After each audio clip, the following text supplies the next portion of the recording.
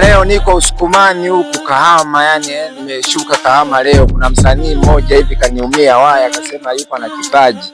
Hebu tumsikilize kidogo, yani mambo bomba. Leo washabiki na wategemea, msiniangushe hapa. Kwa mambo vipi?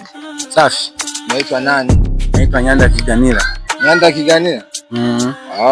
Mashabiki wanakusikiliza hapo. Hebu sasa takiwa uwape vitu kwanza kabla hawajakimbia. Hebu tuimbie kwanza tusikie kwanza. Niwachanie kidogo. Wewe umesema unaimba Kisukuma eh? Naimba Kisukuma. Twende nalo sasa. Haya. Mapenzi, mapenzi. Mapenzi kitu gani? Mapenzi, mapenzi. Mapenzi kitu gani? Osanga mno na ndogoye. Bale shiriki mapenzi. Osanga mno na ndogoye. Bale shiriki mapenzi. Mapenzi, mapenzi. Mapenzi kitu gani? Umesikia hiyo? Ndio hiyo.